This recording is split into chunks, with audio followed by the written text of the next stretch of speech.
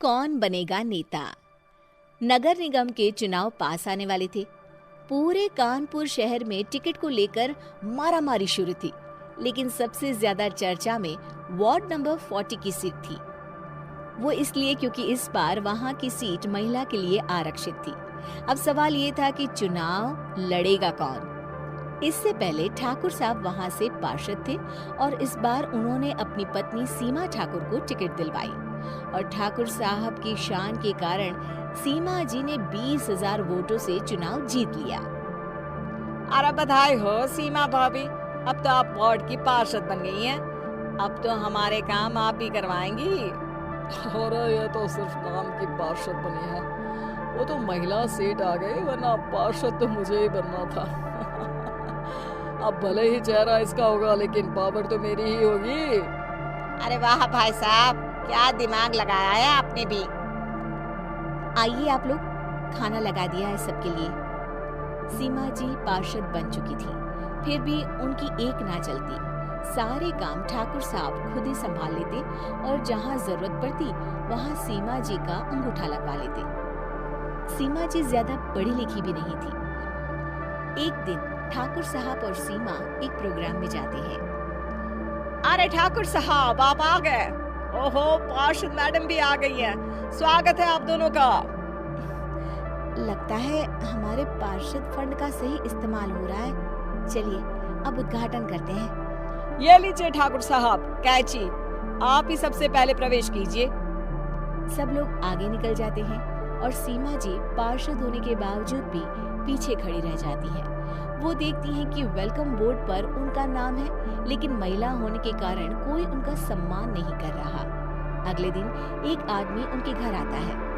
अरे ठाकुर साहब नमस्कार। कल ना हम नोटिस किए कि हमारा घर तो अवैध है और नगर निगम वाले उसे तोड़ने आ रहे हैं। अरे कुछ कीजिए ना ठाकुर साहब। देखो भाई, मैं तो ज्यादा कुछ कर नहीं सकता, पर अगर तुम सबकी जेब गर्म कर दो तो कुछ हो सकता है। कुल मिलाकर 4 लाख लगेंगे। अरे 4 लाख ठाकुर साहब? अरे भाई, मैं अपने लिए नहीं मांग रहा हूँ। दरोगा है, इंजीनियर बाबू है, बड़े साहब है, सबको देना पड़ता है ना थोड़ा थोड़ा। बोलो है मंजूर? तभी वहाँ अचानक सीमा जी आ जाती है। अरे ये आप क्या कर रहे हैं? पहले इन्हीं लोगों से तो आपने वोट मांगे, अब इनसे ही पैसे ले रहे हो। अरे चुप रहो तुम, तुम्हारा काम है सिर्फ अंगूठा लगाना, तुम वही किया करो। मुझे दूसरे काम तुम मत सिखाओ, समझी? और तुम ना जाओ, अब पैसे लेकर आओ, वरना जेसीबी किसी भी वक्त आती होगी। सब कुछ ऐसे ही चलते रहता है। एक दिन सीमा जी और ठाकुर साहब को एक लोकल मीटिंग में बुलाया जाता है।